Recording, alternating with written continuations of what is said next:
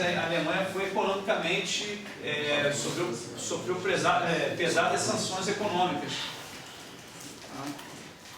E tinha essa ideia naquele período que, na verdade, a Alemanha não estava, os alemães não tinham a ideia que estavam perdendo a guerra. E realmente não estavam, mas eles foram os grandes responsáveis e teve graves consequências, né, para aquele período pós-Primeira Guerra ali, que foi basicamente a ascensão do nazismo. Certo? Então aqui tem um aumento das pesadas cobranças alemãs, teve como consequência o aumento da satisfação que contribuiu para a Segunda Guerra Mundial. Também ali é do fim do período da Primeira Guerra Mundial, o discurso dos 14 pontos de Woodrow Wilson, que é um idealista. Esse é o primeiro a se identificar com os idealistas. Eles querem a paz, né? Então, os terrores causados ali pela Primeira Guerra Mundial, a grande perda de vidas, levou a várias pessoas, os ditos idealistas, a postularem a favor da paz, certo? Só que, como eles ainda não vão dizer que eles não tinham experiência suficiente, certo? Eles, baseados no discurso do Wilson, eles tomaram diversas ações. Tá? E uma delas foi a criação da Liga das Nações, mas a criação da Liga das Nações, que foi proposta pelo presidente americano, ela não foi ratificada pelo Congresso. Certo? Então, um dos grandes pontos de falha da Liga das Nações é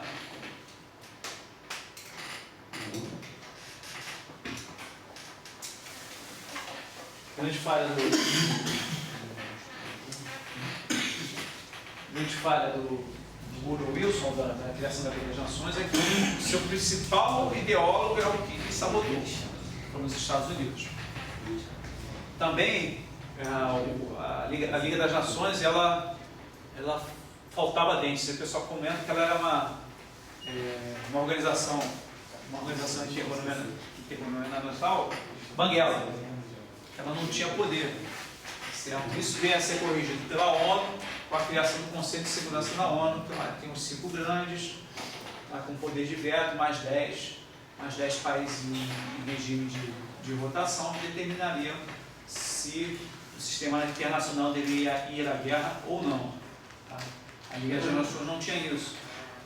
A Liga das Nações acreditava que o livre-arbítrio dos Estados e os seus acordos assinados levariam à paz ali na Europa. Não entraria em guerra. Nós estamos entendendo que a guerra é ruim, né? Basicamente era isso. Estamos entendendo que a guerra é ruim, né? Então não vamos fazer guerra, né? Era basicamente esse entendimento. Tá bom? Bem, falamos aqui de falhas da Liga das Nações, né? Estamos indo para a Segunda Guerra Mundial. A Segunda Guerra Mundial, temos já comentado a ascensão do nazismo. Tá? Eu não quero substituir a aula de história, não. Isso aqui são só os pontos importantes para as relações internacionais que a gente vai explorar lá na frente. Mas tivemos novamente formação de alianças. A formação de alianças, certo? Que é o eixo e os aliados. Era o período de satisfação da Alemanha, que ainda era uma potência emergente. O Tratado de Versalhes, apesar de ter arrebentado com a Alemanha economicamente, né, por um determinado período, mas a Alemanha consegue se recuperar e forma um pacto industrial forte, contrariando, industrial militar forte, contrariando o Tratado de Versalhes. Então, eles inventavam diversos artifícios ali para burlar o Tratado de Versalhes, então formou-se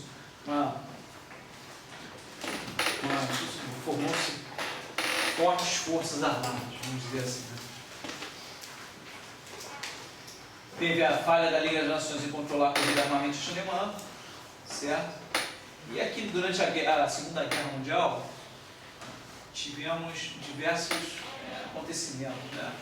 Isso aqui, a gente entende como Segunda Guerra Mundial, começando em 39, né? Mas teve esse estupro de Nanquim, que faz parte dos eventos da Segunda Guerra Mundial, 37, né?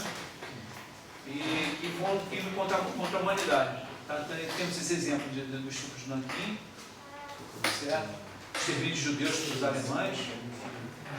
Temos emprego no uso de gás mostarda dos italianos na Antioquia, certo? E o abuso de forças pelos japoneses contra os chineses, coreanos e vietnamitas. Além disso, o final da Segunda Guerra Mundial acaba com o emprego de 2 bombas atômicas, lançando o sistema está lançando o mundo numa nova era de emprego de armamentos, né? Muito diferente do que tinha acontecido. Só para fazer a correlação, então as falhas que foram detectadas, né, foram detectadas durante a Segunda Guerra Mundial, né, da Liga das Nações, a Liga das Nações acabou sendo substituída pela ONU, tá? Um órgão executivo já comentado aqui do Conselho de Segurança, para tentar dar poder da ONU de dissuasão, de coerção, de emprego de força para evitar que o determinado elemento ali do sistema internacional transgrida a Carta das Nações Unidas, certo? Não é perfeito, mas funciona com alguma razoabilidade. E esses outros itens aqui, tá? Vão fazer parte do arcabouço do direito internacional humanitário. Tá bom? Então, os crimes contra a humanidade e lá as convenções de Genebra, os gás mostarda pelos italianos. Certo? Então, tudo que é horror, né, você vê depois o arcabouço jurídico tentando se contrapor àqueles problemas que aconteceram. Quer dizer que vão ser sempre respeitados? Não. A gente teve o Saddam Hussein em algum momento empregou lá o gás sarin contra os curdos, ferindo lá algum dos tratados da Convenção de Viena. E isso aqui é importante também, as bombas atômicas trouxe um novo paradigma, né?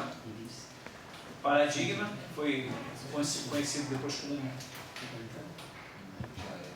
MED, vou comentar depois, como MED, mas colocou o mundo numa divisão, uma corrida armamentista que dividiu o mundo em 2 partes, tá? Com biologias diferentes, mundo bipolar. Então, tem o início aqui da Guerra Fria, que se iniciou ali em 1949, né, com a União Soviética explodindo a sua primeira bomba atômica, certo? Então tem um mundo bipolar dividido entre Estados Unidos e União Soviética, tá? E ali os satélites em volta deles. Então tem 2 ideologias contrárias, né? A capitalista, liberal, né? E a comunista. Então são 2 blocos ideologicamente separados. E começa-se a política de contenção, né, para tentar, por parte dos Estados Unidos, conter o efeito dominó. Então, que dentro da ideia dos Estados Unidos, se algum país poderia haver uma contaminação do comunismo, diversos países poderiam propagar o comunismo para longe, para além da União Soviética. Então, os Estados Unidos começam a adotar a política de contenção para tentar barrar esse avanço do comunismo. Certo? E essa contenção antes ideológica ainda é aplicada até hoje, como a gente viu no caso da Ucrânia, certo? A tentativa ali de botar a Turquia na OTAN. Então você tem a tentativa dos Estados Unidos conterem a Rússia, antes da União Soviética, certo? E agora a Rússia. Por isso que de vez em quando tem um arranca-rabo, como acontece na própria Ucrânia.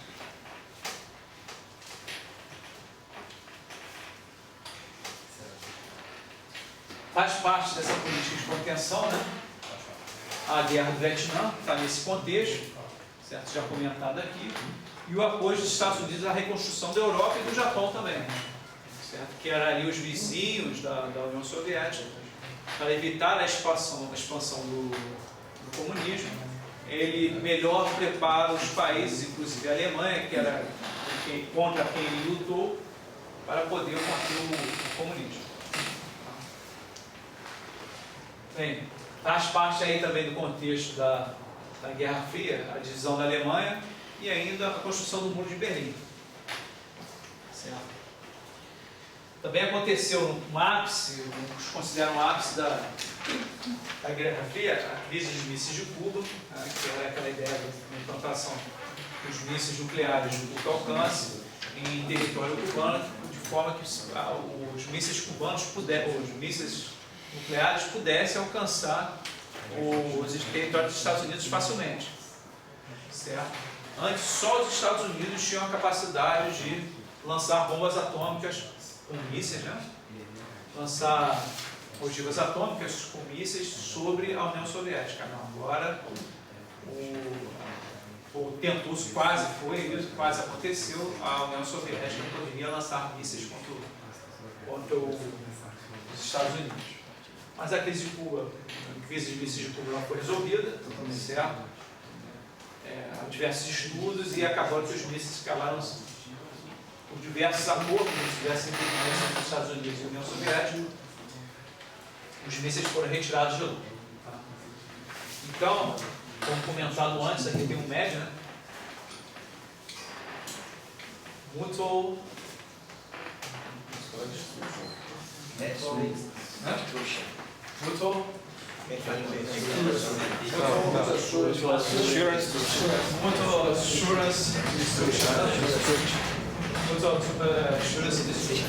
é um conceito bem importante. A sigla até refere-se ao LOPO, né? Que é o impasse da utilização pelas possibilidades de uso de armas nucleares, dado que se as duas partes conseguirem empregar as armas nucleares, as suas armas nucleares, a ideia é que não sobrará nada para o vencedor. Certo? É nesse contexto que é criado a OTAN e o Pacto de Varsóvia. A OTAN perdura até hoje, a Organização Intergovernamental de Segurança perdura até hoje, e apesar de ser do Atlântico Norte, hoje ela quer interferir até com o Atlântico Sul. Tá? E o Pacto de Varsóvia que acabou morrendo com o fim da União Soviética. Tá? É nesse período que eu tenho as guerras não são travadas diretamente entre as duas grandes potências. As guerras são travadas nas periferias, é o caso ali do Sudeste Asiático, da América Latina, né, com as tentativas de expansão do comunismo aqui, né? Na África, os movimentos de independência, lá temos exemplo clássico de Angola, influenciado por guerrilha comunista, conseguiu a independência de Portugal, certo? Contra a vontade dos Estados Unidos. Também temos o caso lá da Somália, não um movimento de independência, mas que teve ali no contexto das duas grandes potências, e o Oriente Médio, que é basicamente Israel, apoiado pelos Estados Unidos, contra os demais países árabes.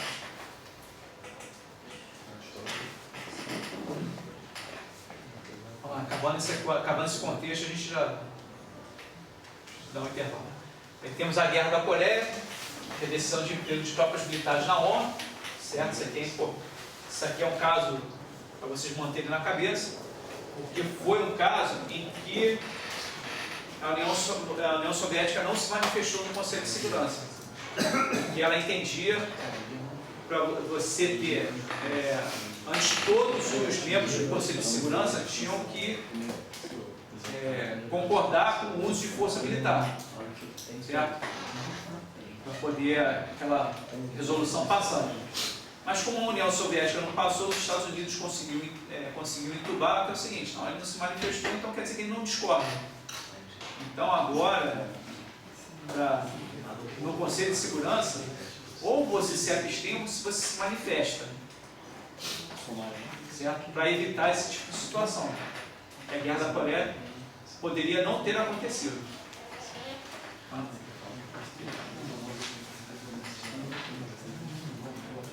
E a China, nessa época, lembrar que a China, nesse período, ela era representada pela República Democrática. Pela República da China, que hoje é o território de Taiwan, certo? Então a China era aquele governo ali, então não era a China continental. Então a China, naquele período, não votava contra os Estados Unidos, certo? Que veio a mudar depois. Então fique com isso na cabeça: a abstenção da Rússia, a abstenção, da União Soviética, e aqui, nesse período, a China ainda era a República da China, certo?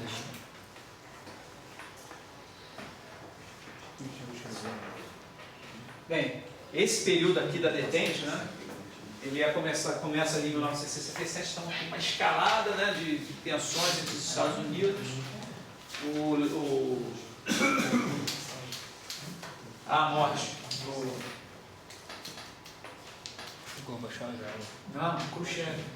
Não, Khrushchev é que assumiu depois. Stalin. A morte do Stalin, temos a morte do Stalin, né? Então aquela grande oposição ali que existia entre Estados Unidos e União Soviética, ela chega num ponto e dá uma aliviada, certo? Então tem esse alívio de tensões é conhecido como detente. Detente, não, é detente, francês, né? E é nesse período que começa os tratados de limitação de armas. Lá tem o SALT, né? SALT.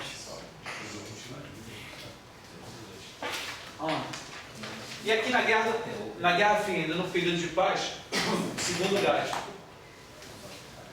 temos isso aqui na cabeça.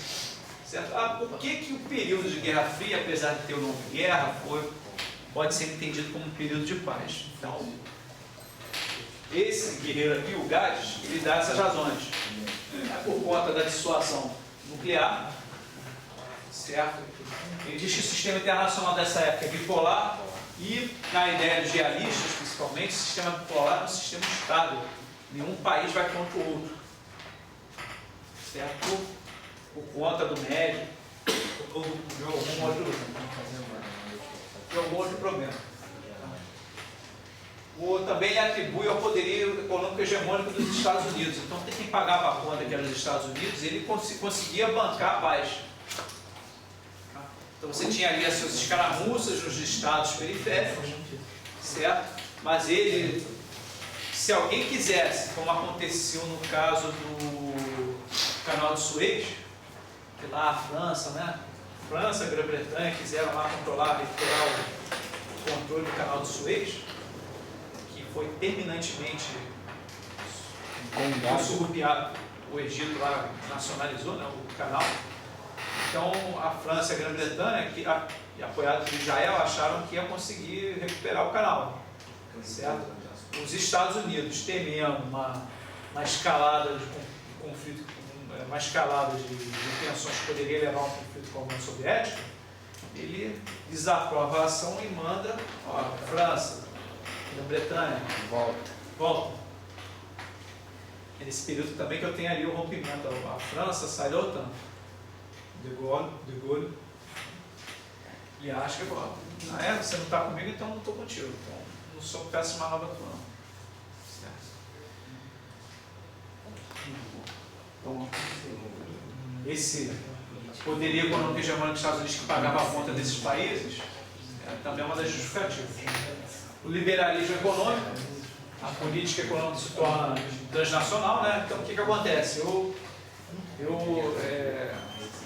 tinha essa ideia até o início do século XX, né, da criação das autarquias, que os estados deveriam ser autossuficientes. Mas com o desenvolvimento econômico, vocês veem que os estados ele começa a desenvolver uma série de relações transnacionais, certo? Que aumentam o seu poder. Mas se eu quebrar essas relações transnacionais, o que acontece comigo? Eu me enfraqueço. É a situação hoje, por exemplo, da China. A China não tem interesse no conflito. Por quê? Porque ela teria um grande prejuízo com o fim do comércio, com a redução do comércio internacional, que adviria do conflito, por exemplo, com os Estados Unidos. Então esse é o grande, essa evolução das relações transnacionais levam a essa inter-relação entre os estados que diminui a sua propensão para o conflito. E aí o Gades, entra na sua quinta e última justificativa, ele fala que é uma pausa predeterminada entre as guerras, porque ou você está em guerra ou você está em paz. É normal que depois de um período de grande conflito, como foi a Segunda Guerra Mundial, você tenha um período de paz, que foi o caso da Guerra Fria. Tá? Bem, vale comentar aqui ainda dos genocídios, esse aqui já é o pós-Guerra Fria, já é depois da Guerra Fria. A Guerra Fria acabou com, aqui o autor ele utiliza a queda do Muro de Berlim. Tá? Então, utilizem esse, não utilizem o fim da União Soviética. Tá bom? Então, o fim da Guerra Fria, Tá? Você tem um mundo controlado, vou dizer controlado pelo hegemon, mas eu tenho uma unipolaridade, só tem uma potência única que é os Estados Unidos, que pode determinar, que tem a capacidade de determinar o rumo do mundo. Tá? Então, pelo menos ele achava que podia fazer isso. Certo? Mas ela não consegue controlar totalmente, e temos algumas falhas, né, da ONU, né, que não foram tão graves contra a Liga das Nações, mas que fere ali a carta da ONU, que foram os genocídios de Ruanda e Burundi, mais conhecido é esse, e os conflitos étnicos da Iugoslávia, que é um atentado contra um crime contra a humanidade. Vários crimes contra a humanidade ocorreram nesses dois conflitos. Tá? E também aqui tem a situação que é o ataque sem resolução do Conselho de Segurança. E aqui é o que os Estados Unidos já tentou colocar, ferindo a soberania dos Estados, que você hoje, teoricamente, a gente só vai à guerra, quer dizer, até 80 e pouco, a gente só ia à guerra se o Conselho de Segurança achasse, se eu tivesse sido agredido, né?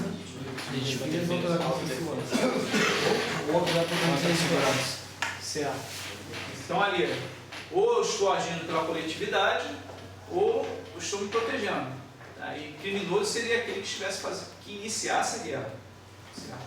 Mas aqui nesse caso, eu estou dentro da Iugoslávia, estou ali, eu não tenho governos estabelecidos, né? Então o conflito intraestatal, a Europa, ela interfere dentro daquele Estado, por conta do quê? Do crime contra a humanidade.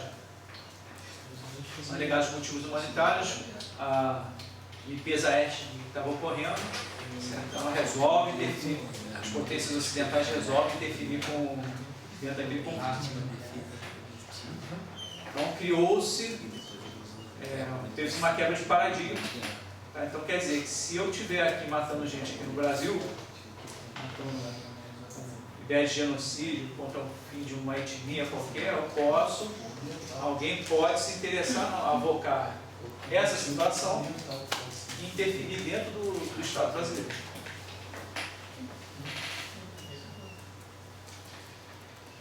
Bem, aí temos a evolução para o século XXI, né? Estava tudo muito legal, só que teve aqueles problemas, né? Mas aí os Estados Unidos ele é afetado por isso aqui, os ataques terroristas de 11 de setembro de 2001, que aí ele declara a guerra não ao Estado, mas ele declara a guerra ao terror.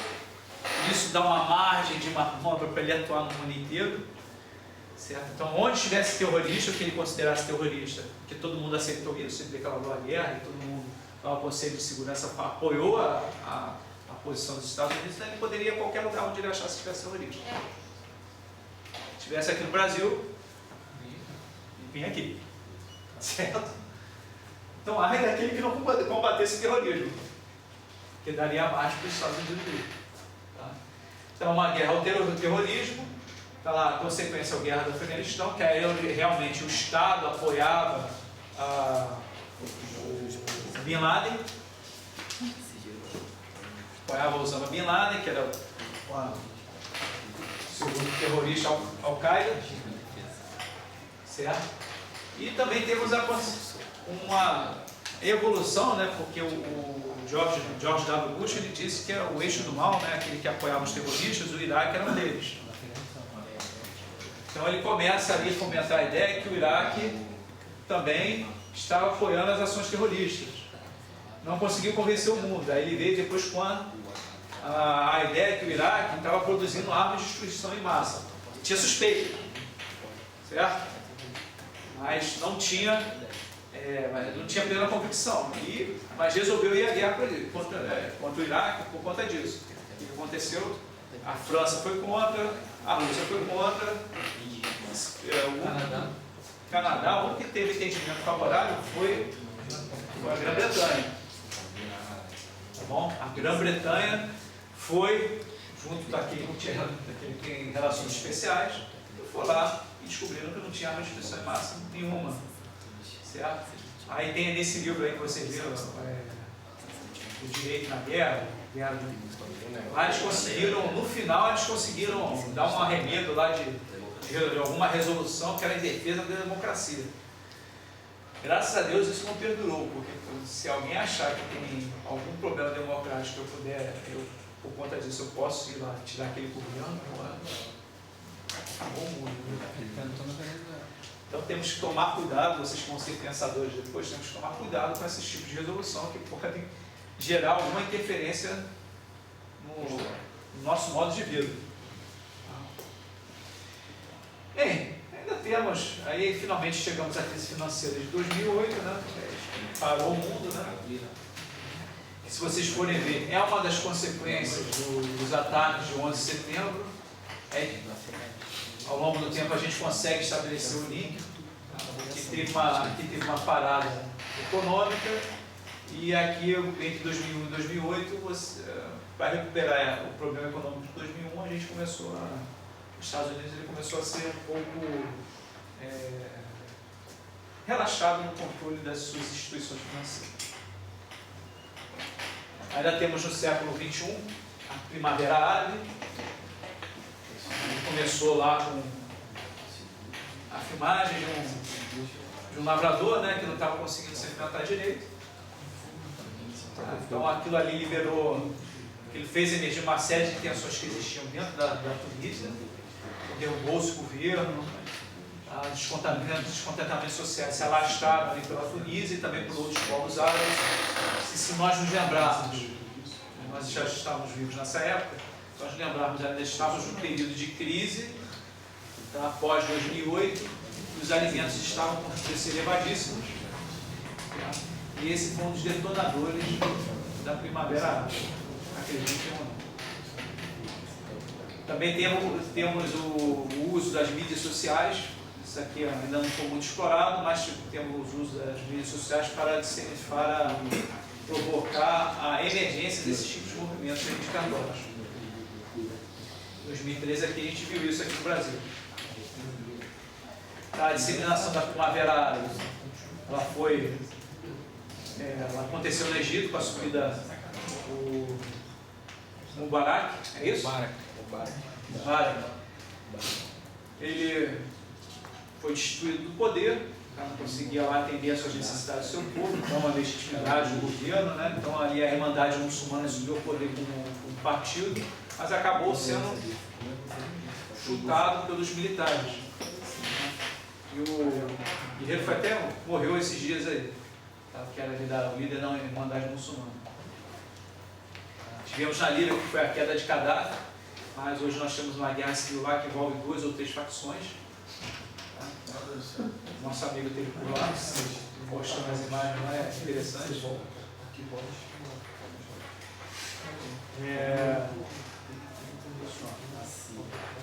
Tivemos no Iêmen, no Bahrein, nesses 2 lugares tem interferência da Arábia Saudita, que tem interesse em manter a estabilidade desses estados. Tá, e por fim ali a Síria, que tem uma guerra civil até hoje, que chegou a quase derrubar o governo, né? Mas com o apoio da Rússia, o governo conseguiu se manter. E é interessante que ali você tem vários grupos lutando, né? Que é o favoráveis ao ISIS, favoráveis aos Estados Unidos, apoiados pelos Estados Unidos, apoiados pela Al-Qaeda, a Rússia e por aí. Então uma grande confusão que nós tivemos até hoje, certo? Então, isso é a nossa primeira passagem. Vamos dar uma quebrada aí no tempo. Vamos convidá-los para um intervalo breve de 10 minutos.